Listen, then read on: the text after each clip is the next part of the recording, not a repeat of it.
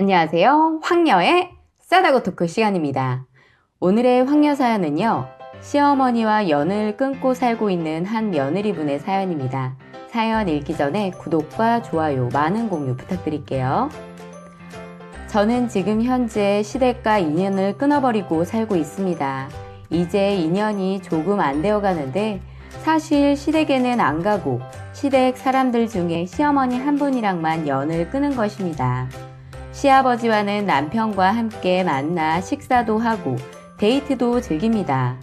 남들이 들으면 이렇게 시댁과 만남을 하는 것이 이해가 안 갈 수도 있겠네요.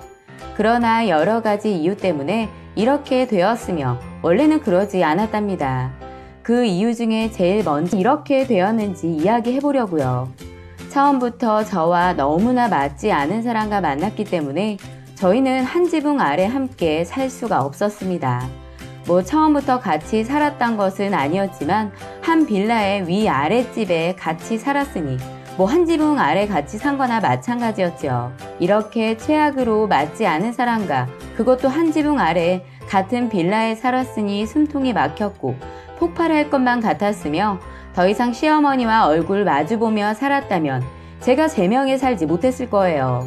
아마 그건 시어머니도 저와 마찬가지였을 겁니다. 나중에 싸우다 들은 소리인데 시어머니가 점집에 다녔는데 저와 어머니에게 뭔 살이 끼어 있다고 제가 모르는 기분 나쁜 소리를 해댄 적도 있습니다. 또 한 번은 제가 도화살인가 그게 껴서 본인 아들 버리고 언젠가는 다른 남자랑 바람이 난다는 둥 정말 듣기 거북할 정도의 소리를 처음 결혼하고 얼마 되지 않아 했었습니다. 이제부터 시어머니와 제가 왜 연을 끊게 되었는지 알려드리겠습니다. 아마 제 이야기를 들으시는 분들 중에는 며느리인 입장과 시어머니의 입장이 있을 거라 생각합니다. 각자의 생각이 있겠지만 제가 싸가지 없어 보인다 해도 어쩔 수가 없네요. 제 성격이 이 모양이니까요. 결혼 전 시부모님을 만났을 때만 해도 이러지 않았습니다. 인상도 참 좋으시고 저에게 말씀하실 때 한마디 한마디 조심스럽게 말하고 대해주셨습니다. 저희 부모님 두 분 다 빨리 돌아가셨고 저는 큰아버지 댁에서 고등학교 2학년 때부터 살았습니다. 큰집 식구들이 눈치 주거나 하지 않으셨고 자식처럼 잘 대해주셔서 외롭게 살지 않았으며 많은 사랑 받으며 살아왔습니다. 부모님 두 분 안 계시다고 버릇 없거나 윗어른 몰라보는 아나무인도 아닙니다. 큰아버지와 큰어머니를 부모님이라 생각하며 살았고 지금도 제 부모님이다 생각합니다. 그렇게 친부모님은 없이 시부모님을 만났기에 저도 제 부모님이다 생각하며 살아갈 거라 다짐했고 그렇게 하려고 노력하고 잘 해드렸습니다. 요즘 솔직히 시부모님과 함께 살아가려는 사람이 그리 많을까 생각이 드는데요. 저는 모든 걸 다 맞춰드리려 같이 사는 것 또한 다 받아들였습니다.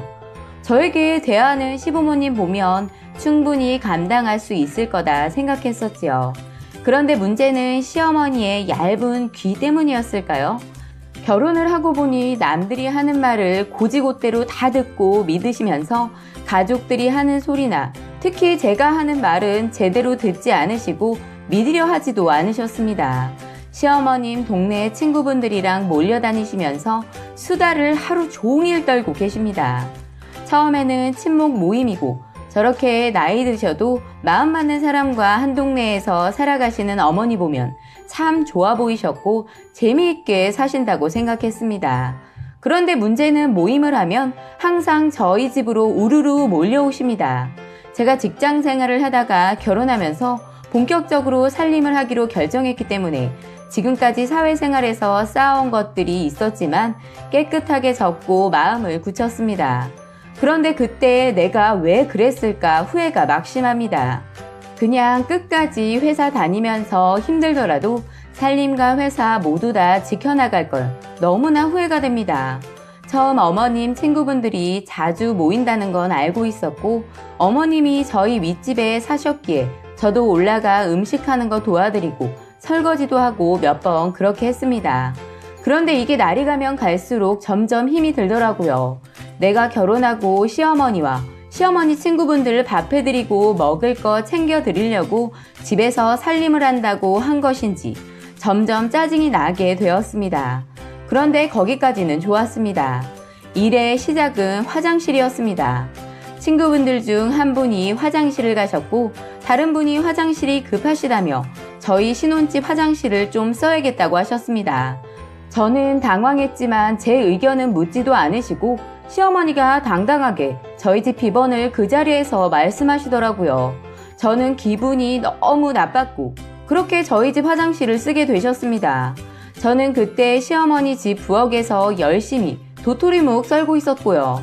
그런데 한참이 지나도 그분이 안 올라오셔서 제가 슬쩍 저희 신혼집으로 내려가 보았는데 그분이 이 방 저 방 구경하고 계시더라고요. 저는 이건 아니다 싶었지만 참았습니다. 그렇게 그분과 집에 올라왔는데 그분이 다른 아줌마들에게 아유, 평수는 같은데 집이 더 넓어 달라. 젊은 사람들 사는 집이라 그런지 깨끗하고 좋네. 그러시면서 나중에는 아래층 가서 밥 먹자 그러시더라고요. 저에게 물어보시는 것도 아니고 본인들끼리 그렇게 결정을 하시더라고요. 저는 무슨 허수아비가 된 것만 같았습니다. 아무리 시부모님이 얻어주셨다지만 집주인이 초대도 안 했는데 왜 본인들이 다 정하는 걸까요? 그 뒤로 저에게 묻지도 않고 내일은 닭도리탕을 할까 삼계탕을 할까 아니 이러시면서 메뉴를 정하시더군요. 저는 모든 걸 참고 그래 시어머니가 친하신 분들이니 우리 집에서 한번 대접을 해보자. 한번 해드리면 되는 건데 뭐 그까짓 거 그리 힘들겠느냐 라고 생각하며 다음날이 되어 정말 싫었지만 닭도리탕을 맛깔나게 만들어서 대접했습니다. 뭐 그냥 저희 신혼집은 식당이나 다름 없었던 것 같아요. 아니네요. 식당이 아니라 무슨 1박 2일 놀러온 펜션 같아 보였습니다. 그리고 또 이분들이 밥만 드시는 것이 아니라 술도 엄청 드시거든요. 그날도 술을 많이 드시고 어떤 분은 소파에 누우시고 어떤 분은 저희 침실에까지 누워서 주무시더라고요. 손자 어린이집 끝나고 데리러 가려면 술 깨고 가야 한다면서요. 아니 그럼 본인 집이 바로 코앞인데 본인 집 가서 누우시면 되지 왜 굳이 저희 신혼집 침대에 딱하니 누워 주무시냐고요. 그런데 솔직히 이런 행동들을 본인 친구분들이 하는데 가만히 보고만 있고 아무런 대응도 없고 그냥 당연하다는 식으로 말하고 행동하시는 시어머니가 제일 꼴보기 싫었습니다. 저는 그래 오늘만 지나면 다시는 우리 집에는 안 오시겠지. 그래 오늘 한 번뿐이다. 참자 참아 라며 참을 인을 수십 번 아니 수백 번은 새겼습니다. 그런데 그것은 끝이 아니었습니다. 이제 저희 신혼집은 그들의 아지트로 바뀌게 되었습니다. 시어머니 집은 거실에 화분이 잔뜩 있어서 항상 그들이 앉아있기에 좁았다며 저희 신혼집이 제일 편하다. 이 집만 오면 집에 가고 싶지가 않아진다. 윗집이나 아랫집이나 층만 다를 뿐 같은 집이나 다름없다. 뭐 본인들 편한 대로 말하는데 미쳐버릴 것 같았습니다. 그렇게 시어머니에게 아무 소리 안 하고 말대꾸도 안 하던 제가 변해가기 시작했습니다. 시어머니에게 이제 저희 집 말고 어머니 집에서 모임하셔라. 우리 신혼집에 어머님 친구분들 오는 거 이제는 더 이상 불편해서 못 살겠다.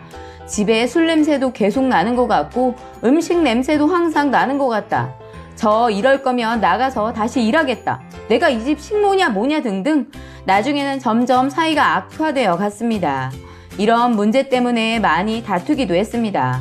신랑과 다른 둘만의 문제로 싸웠다면 제가 덜 억울했을 것 같지만 이건 시어머니 때문에 이런 문제들로 싸우게 되니 더더욱 시어머니가 싫어지고 얼굴 보는 것조차 힘들어지더군요. 왜 결혼 전에는 이런 문제가 생기게 될지 몰랐을까요? 당연히 저는 이렇게 시어머니 친구분들 때문에 이런 일이 생길 거라고는 상상조차 못했습니다. 여러분들은 제가 못 참고 시어머니에게 반기를 든 것이 잘못된 것이라 생각하시나요? 저는 참을 만큼 참다가 결국 터뜨린 거거든요. 더 참아야 한다. 아니면 왜 일이 미련하게 그걸 다 받아주고 다 해주다가 뒤늦게 터뜨리냐 등등 여러 가지 말들이 나올 것 같아 보입니다. 저는 제가 할 수 있는 선에서는 뭐든 해드릴 것이다 다짐을 했을 뿐더러 내 부모처럼 모시겠다 생각했거든요. 그런데 저는 한 남자의 아내가 된 것이고 그것에 더 집중하고 싶었습니다. 그런데 말도 안 되는 시어머니와 시어머니 친구분들 수발까지 들고 저희 집을 무슨 동네 방앗간으로 생각하시는데 저는 더 이상 참을 수가 없었습니다. 그래서 지금까지 엄청 사이 안 좋게 지내고 있습니다. 결국 시댁 아래층 살다가 이사를 나와버렸습니다. 정말 분가할 때 아주 난리도 아니었고요. 나갈 때 돈은 한 푼도 못 준다. 아니 도화살이 꼈다고 하는데 결국 시부모 안 보는 대로 이사가서 딴 남자 만나려고 저런다는 둥.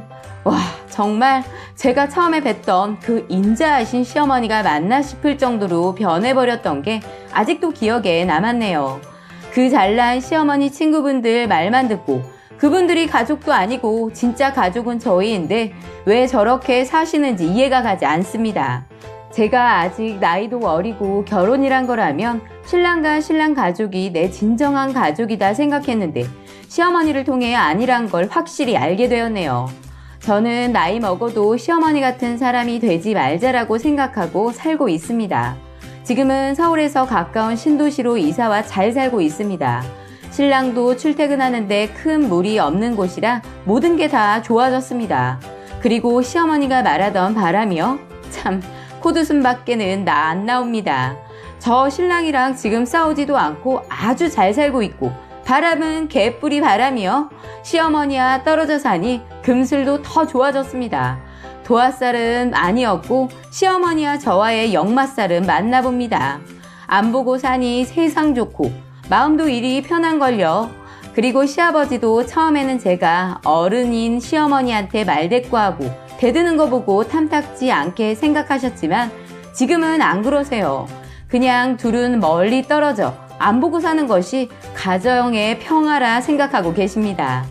시어머니와 다시 잘 지내라는 말도 안 하시고 저도 마찬가지입니다. 제가 조금 죄송하게 생각하는 건 임신이 잘 안 돼서 손자 손주 빨리 못 안겨드렸던 것이었는데 드디어 반가운 소식을 안겨드리게 되었네요. 임신 20주 차에 접어들었습니다. 우리 꼬물이 시아버지에게 빨리 안겨드리고 싶네요. 그때가 되면 시어머니는 어떤 반응을 보이실지 궁금하기도 하고요. 저는 그냥 평생 안 보고 살고 싶지만 저희 꼬물이 태어나면 달라지지 않을까 생각은 합니다. 마음의 준비를 해야겠지요. 생각하면 스트레스 받지만 최대한 마음을 편히 먹어보려 노력 중입니다. 그리고 아까 말하려 했는데 저희 풀 대출 받고 이사 온 겁니다. 아버님이 돈 보태준다고 하셨지만 저희 모아둔 작은 목돈으로 이사 오게 되었네요. 나중에 시어머니한테 그것마저도 책 잡히기 싫어서요. 지금 이사 온 곳이 많이는 아니지만 집값도 처음보다 올랐고 열심히 살림 잘하고 아이 태어나면 잘 키워서 신랑과 행복하게 잘 살아나갈 것입니다. 임신도 하고 요즘은 아이 태어나면 시어머니와의 관계가 어떻게 변하게 될지 심숭생숭하기도 해서 이렇게 예전 있었던 일 사연 보내보았네요. 코로나 때문에 집콕하고 있는데 이렇게 제 이야기하고 나니 속이 후련합니다. 아무리 생각해도 예전에 더 버티지 않고 이사 오길 잘한 것만 같습니다. 라고 사연 올려주셨습니다. 오늘의 사연 여기까지였고요. 많은 공유와 여러분들의 생각이나 느낀 점이 있다면 댓글로 표현해 보시기 바랍니다.